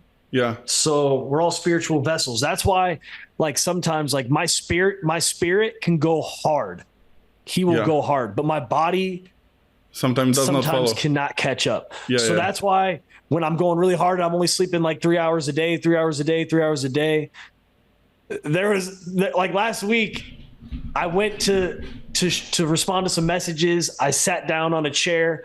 I accidentally passed out and I woke up like 4 hours later. It just happens sometimes. Yeah. All right. This is December 24th, 2019, just to share a random thought I had. December 24th, 2019. Got it. I said, make before you manage. These are the words that I'm living by today. I understand the power of them. When stressed or depressed, go create something. The act of creation is freeing. It relieves the spirit of abnormalities. I am a creator when it comes down to it. Oh, this is one of my journals from solitary confinement. See, and as you can see, we didn't have paper in solitary confinement. And dude, the pen I used was a straw. Like, pen. I'm just going to share these deep thoughts because I was really upset about getting caught with cell phones. Yeah. I was really upset about it. So I just said day 1, 7/7/2021 at 6 p.m. I said, maybe I'll hold it like this so I can kind of look at the camera. Yeah. I said, fuck my life. I'm in the shoe because of breaking my own code. So stupid considering all I have going for me and all the family visits coming up. Like, come on. All this for some fucking cell phones? What a waste of time, energy, and resources. I don't know what will happen, but I know that it's only short-term pain. I'm more disappointed about telling my family about this stupid shit. You must... Sorry, the writing is so small. Of course. You must conserve your energy, Brett. You must stay strong. You will not break. Prepare for the long-term haul. You will conquer this shit. Nothing can stop you. Then it said day 2. So on day 15, I said, are these days going by fast or slow? I can't call it. I don't know what time it is. I can't see outside. It's really disorienting. I have no idea what's going on. Well, I'm on the finish line. Then I got to get back to my routine. I'm maintaining some semblance of my routine with my workouts, my journaling, trying to get some writing done, trying to get a book, any book. I'm going to keep fighting. No laundry for 2 days. COs never delivered. Man, I don't understand why they can never keep their word. It's all right. Plus, they shipped the book cart. Well, they skipped the book cart on Saturday and Sunday. So I guess I'll have to wait 2 more weeks. Oh, well, I'll make it through this. How the fuck do you have this? Is it the routine? On day 6, I even would write stuff like this. Like on the corner of me going to the shoot, I wrote loss, potential of my actions. What am I going to gain? So on the losses of me going to the shoot, I wrote Ohio University study time. I'm going to lose my bunk, my mattress, my pillow. I'm probably going to lose my job, the good workouts, muscle mass, strength. I'm going to lose good conduct time. My book release will be delayed. My visits are going to get fucked off. And likely I'll lose a lot of my property. What am I going to gain? And if you look at the where is it going to gain on the top line, oh, you probably can't even see that. The top line says the biggest gain is adversity training. I made a poor decision, but I'm gaining new perspective. I'm gaining more gratitude. My mind is becoming elite. Dude. So I said I had a lot more losses, but the gains on this day, which I wrote on day 1, 7/7/2021. And then here was another one. I wrote funny moment. I'm just going to read the funny moment. I haven't reviewed it, but it just says this. Funny moment. I lost all my clothes due to cell change during my DHO sentencing hearing. Thus, I had to fish for my underwear, my towel, my COVID mask, and everything else from underneath the door across the cell tier. So you had to fish fishing. Yeah. Yeah, you create fishing line with old milk bags. You use an old razor to cut it down to make a string. Then you take a staple, you put it on an old thing of toothpaste, and I had to get all my clothes from the room because the guards wouldn't grab them, and I had nothing. You didn't have clothes? No clothes. What do you mean? Like you were naked? No. I mean, I had the clothes on me. Yeah. But you usually want at least 2 pairs of boxers and 2 just pairs so of socks. you don't and then you wear one, you wash one. Yeah. You wear one, you wash one. Yeah. Yeah. Dude, this is and this just exemplifies the fact that you really did live by your word. This is a prime example. Like you did, like on day 1. It's interesting that on day 1 you shared your most negative thought, and on day 15 you said you were disoriented. You said that you were fucked up, but you said I'm gonna pull through this. So it's interesting that on day 1 you were angrier than on day 15, which just shows that like your mindset is something that pulls you up. It did not, because your trajectory throughout those 15 days at least. What is this? This is a perfect example of it. Your 15 days were an upward projection. They were not a downward spiral. Like you pulled yourself up in those 15 days. You went into a routine or whatever like resembles a routine in the shoe.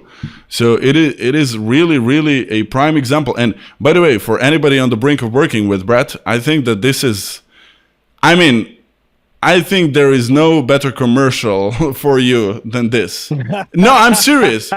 I'm fucking serious. Yeah. Like, I'm gonna ask you how much you charge after this, because I may be, yeah, I may be like, I'm with Wes at the moment, so it's kind of like I want to get my finances going with the coaching and stuff. But I definitely like I would personally be. Man, I got paperwork everywhere, but you'll never meet someone else who did as much prison time as me, who has more receipts. Yeah. Like I said, I told myself early on that I wanted to document this whole journey, and I don't know when I would ever use it, but like I would save all my old prison IDs. Like, this is one of the courses I wrote right here. And I did it all on a What is it a course for? So look, this is one of the courses I wrote. It's the course syllabus. And just look how thick this is. It's because I did all my research by pulling out newspaper articles, using on a typewriter. This course right here was about achieving self-mastery. So pretty much in this course, there was 8 key sessions. And like key session 1 was introduction, raising your self-awareness. It's all about to plan and prepare for your future. You must understand not only where you want to go, but who you are. So I did a self-awareness questionnaire and the power of association and influence. Then in session 2, we talked about your core values.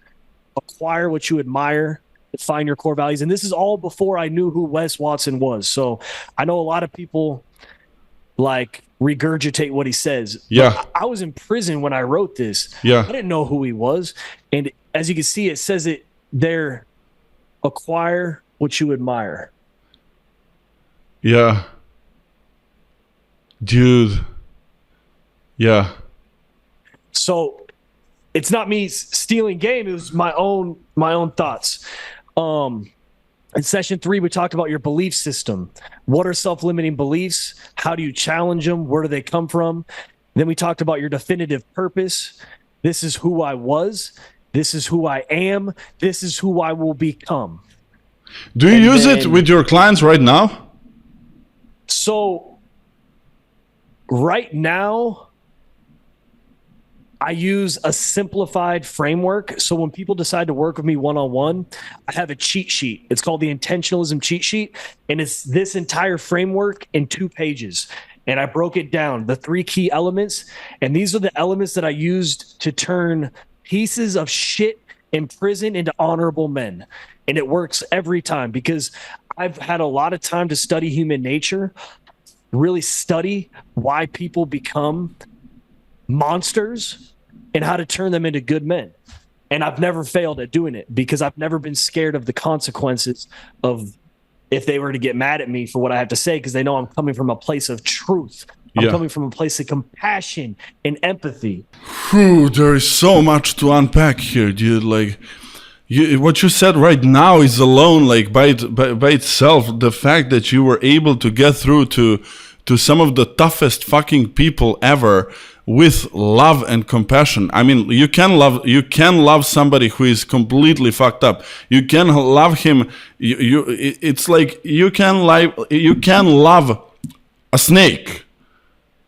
You understand its nature. When you understand its nature, you can love it.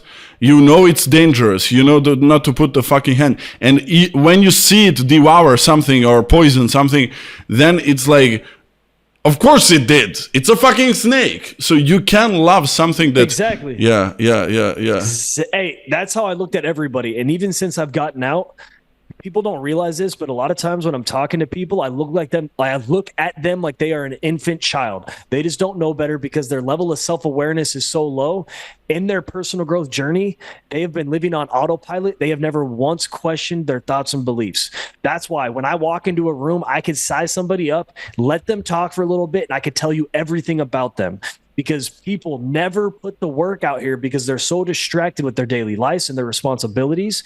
And they're so set deeply into the habits that they inherited from their family, their friends, their peers, their teachers, that they don't even understand why they are where they're at in life. And they'll never understand until maybe they get on a call with me. That's why literally I've realized that I have the power with a lot of my clients. I change their life with one phone call. with one phone call, because I could talk to them, and before they even finish speaking, I already know their fucking problem, because it's so crazy. When you worked with so many people like I have, everybody has the same problems. It comes from the same fucking core. So I give them all the same answers, and they change like that. And instantly, that's why I'm always saving my text message that they send me. They're like, oh my God, literally one day after talking to me, they're changed. And now it's just about keeping them accountable on the path, because it takes about 6 weeks for these new thought patterns to really set in and become hardened.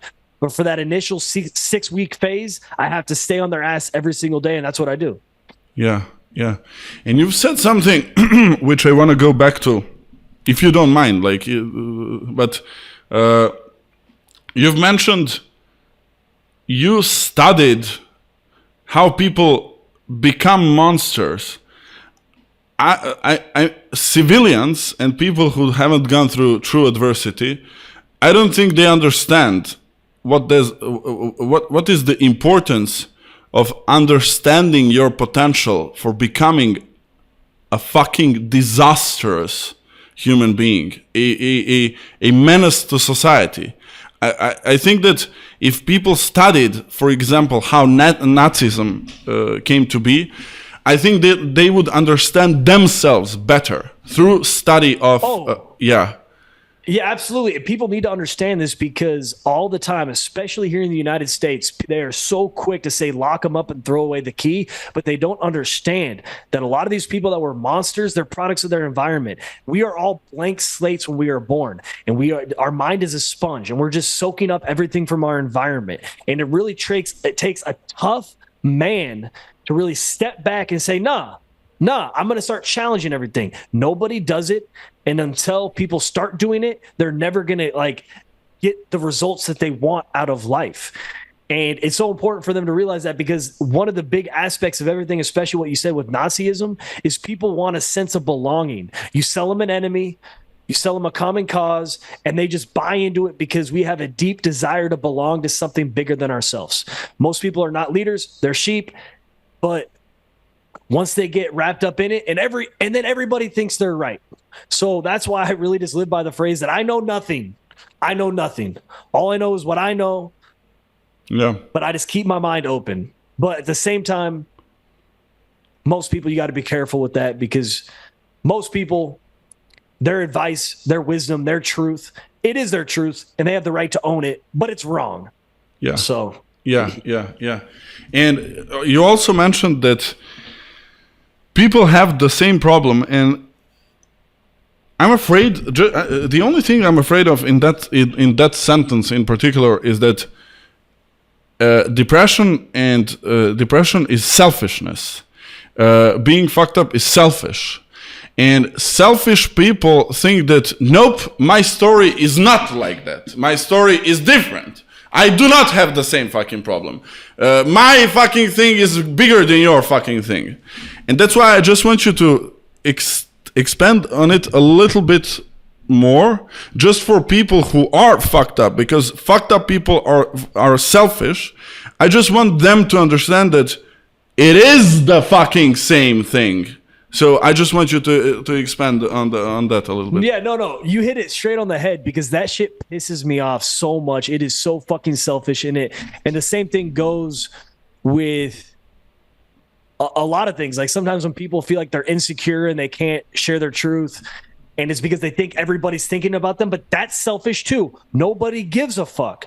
So that shit bothers me so much, especially since I've been out, because when I was gone for those 8 years, the market cap for fucking depression medication is so ridiculous, and people think that they need to take a pill for their depression. My own family members do, and they hate it when I tell them that depression is a fucking choice, because the only way to escape the depression is you got to build forward momentum. It's like a rocket on a platform.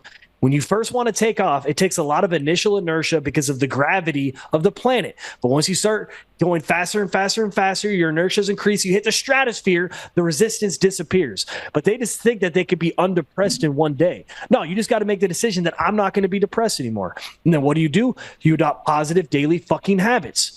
And then once you do that, it gets easier over time, the habits get ingrained, and you won't feel depressed anymore. But all that depression is really a direct result of people being stuck on the past. And that ties right into what you said with it being selfish, me saying it's being selfish, because they're holding on to past traumas, past experiences, and they're playing the fucking victim card. Every single person that is depressed is because they're being a fucking victim. And then they let that whole train run on their mind. And as a result, because our minds are so powerful, it ends up converting into like a physical manner where now they're like, and it is selfish because they are holding on to things against other people, and they need to step up, change their life, because we all have families that we got to support. And not only that, I tell people, like, your fucking insecurity is fucking somebody over. For example, I have a guy in my community who didn't want to post videos online of himself. And I tell him, fuck you, because your fucking insecurity is taking you from somebody who needs you. So somebody needs you, and you think you're so arrogant to think that you are not worth it, that you don't have anything to add to people. And I'm fucking telling you, you do. Begin posting right the fuck now, or I'm never ever in my fucking life going to talk to you again. And I told him this. I swore to him. I swore to fucking God. I told him, like, dude, if you do not begin posting tomorrow, I will delete you from my community. I will block you on all social media, and I will never in my life talk to you ever again. And he began. And you know what fucking happened? Everybody in the community was like, what the fuck? Like, what is he doing? And 4 or 5 people began posting that fucking day. And I told him, you see, motherfucker, your insecurity took you from them. And they needed you. They needed to see you. And you were taking yourself from them because you're a pussy. Don't be a fucking pussy. Yeah. So that is why you not living up to your fucking potential is detrimental to society. I see so many people, when I stop drinking, I see them like fuck, I cannot drink in front of him, fuck. And now when I go on a trip with my alcoholic friends, it's Eastern Europe, fuck it, everybody's an alcoholic here. And now it's like, we are not drinking tonight. Because he's gonna be a fucking like pain in the ass the whole fucking night, and then they like, and then the vibe of the like the vibe goes up. So do not be and sorry to, but it just inspired me for people to understand, like, you might think that you don't have anything to add to people, especially those people who are at the brink of like doing something really bad to themselves. You might think that you don't add value to people, but that's the extreme. That's the most extreme amount of selfishness. Suicide is the most. And I don't want anybody to hear this and say, yeah, I'm selfish, fuck it, then I'm gonna do it, especially because I'm selfish. And nope, just understand that there is so much value you can provide just by being you, just by struggling. Carry your fucking cross, as Jesus said, carry your fucking cross with honor, with pride, because as Viktor Frankl says in the book, the only thing you have is your, I just want to add something real quick. I heard about a guy recently, like a couple of days ago, about a guy who lost his brother, his wife, his 7-year-old, his 4-year-old, and his 11-year-old son or daughter, like whatever the fuck. He lost 5 members of his family, the closest family: brother, wife, and 3 kids. And 1 kid survived, a 2-year-old, and it stuck with me, to now. In one of his captions on Instagram, he said, "It is 10% about what happens to you and 90% about how you view the world." And coming from somebody who lost 5 members of his closest family, that is a different fucking story. That is completely different to somebody telling you, your perspective is everything. No. Your perspective is everything, because somebody who lost everything tells you that your perspective is everything. So yeah. And by the way, on that note, once again, because fucked up people are fucked up, it's all good and well when we say that, like, you should improve, whatever the fuck. But how do you make them? How do you get them to make that first step? How do you get? Because the first step is the worst. Or sorry, not the first step. Because I hate when people say the first step. The first step is not enough. It has to be like first 25 steps. So how do you make them make their first 25 steps? Because them motivating themselves to do so is kind of like, fuck you. Like, fuck you, I'm already done. Like, fuck you. So how do you motivate them to do so? Oh, you're asking me that question specifically? Yeah. Yeah, dude, you just hit them on all the pain points. Like, you get them to talk. Once you can, like, most people are not used to people actually listening. Most people, when they talk, they're just thinking about their response. And because they're just thinking about their response, they're not being an active listener. If you are an active listener, you're already, like, in the top, like, 5% of people, because nobody fucking listens to anything that people actually say. So you listen to them, you're automatically going to make them feel good, because they're going to feel way more understood that they're actually letting it out their chest. I can't tell you how many people I talk to on Instagram. I literally just met them, and they feel more comfortable talking to me than their own family, their own friends, because none of them actually care enough to listen.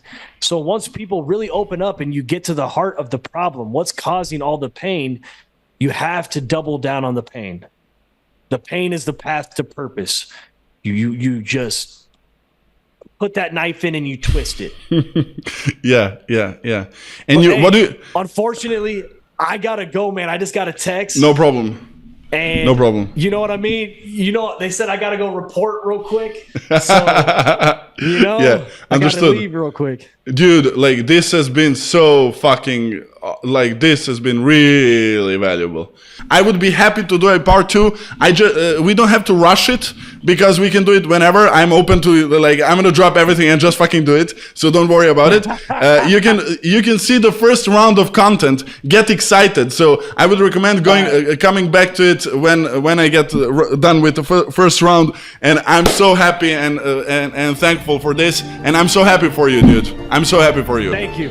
Yeah. Thank you. Yeah. It's a blessing. I appreciate you. Yeah. Thank you so much, Brett. It was a pleasure to meet you. Day. Yeah. You too. Bye-bye. All right, bye.